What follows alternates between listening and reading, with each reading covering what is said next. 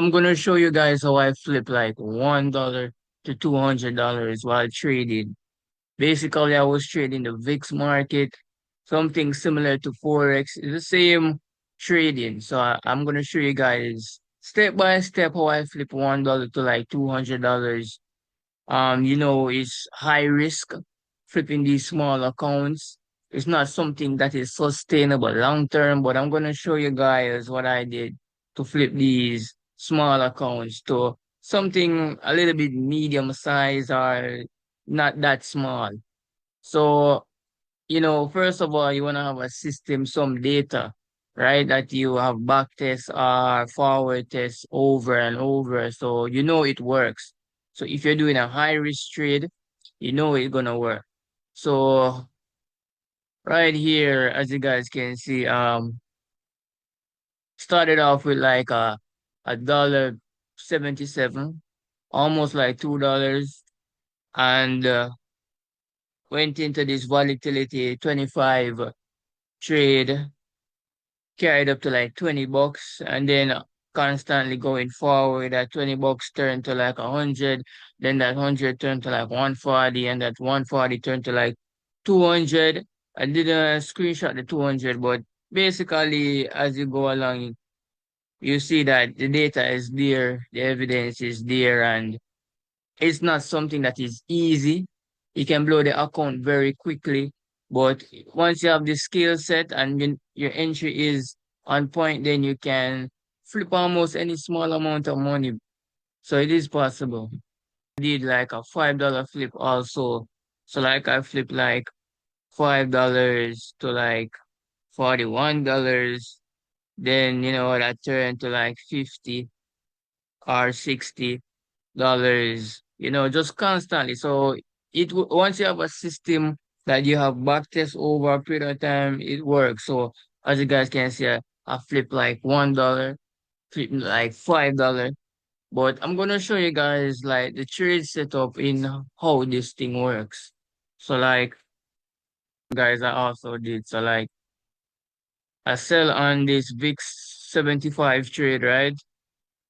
I marked out we had like a trend line liquidity right here building up. Once it broke the trend line liquidity, we know that it was gonna continue to the downside.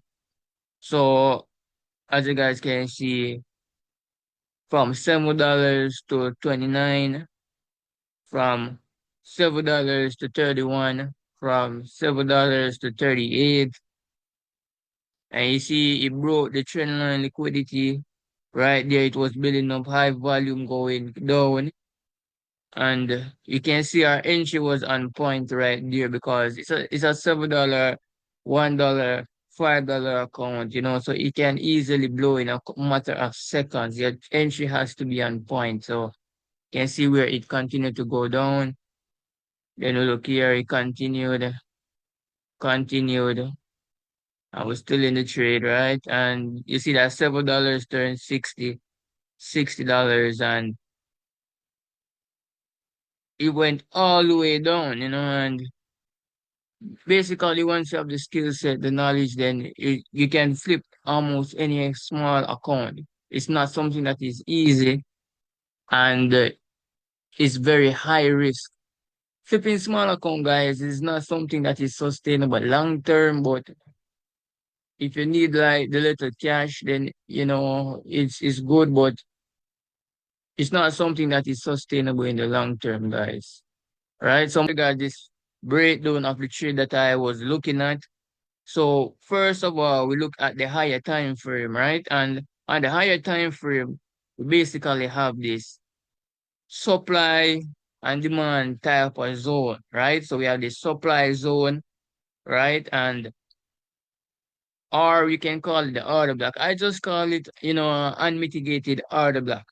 It's basically order block is basically where you're looking to enter. This is where like you find people say like big banks and institutions like to enter within the market. But order block is just another supply and demand, support resistance. They're basically all the same thing technically, but they hold all the same aspects. It's just people rebranding.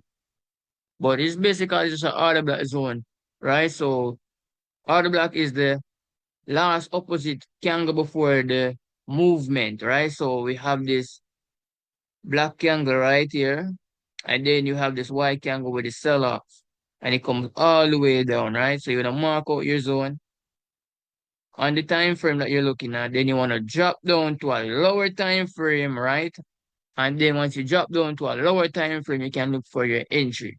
So we also have a breaker structure right here and high volume in the movement going down. So you know that is a solid zone that you're looking to enter. And we can replicate this on the live chart, right? So you're looking for that supply and demand zone or that order block zone or something like this. So you're looking for the last opposite candle before the change in market structure, right? So basically, looking for that last opposite candle before the rapid burst. So this would be basically the last opposite candle, which is the red one.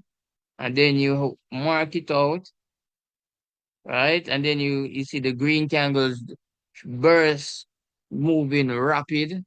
Then what makes the supply and demand or the order block zone valid? For me, it has to be unmitigated, meaning that nothing is there. It doesn't tap into anything, as well as there's like a market structure shift, which is the same thing as a change of character or a breakout structure as well. So we have like a breakout structure right here, right? So it was going down. Then it comes back up, breaks this previous high. As you guys can see, breaks this previous high, then it rally, drops all the way down back into the order block, demand zone, whatever you want to call it, right? I just call it unmitigated order block. And as you can see, once it taps in, it just shoots up and continues sky high. And that's basically a simple little strategy that you guys can take and just go along with. But this is what I tend to look for in some of my trades some other time. And obviously there's other confluence, other tools that you use, but this is something that I tend to just incorporate in my style of trading. Obviously, there's a lot of other things. As you guys can see, I'm using like trendline liquidity. Some persons might call it just trendline breakout, whatever it is. Different concepts, but the same fundamentals um ties in. So once we got that rejection from that unmitigated order block in which I entered on the lower time frame, we entered precisely, then it break down, then it drops. So one of the key things, guys, when you're looking to enter on these small trades is that one, your entry has to be perfect. Two, you are gonna blow the account if your entry is not on point. So it comes back to the number one, your entry has to be perfect. If the entry doesn't align with the fundamentals, the analysts and all those things, it's game over.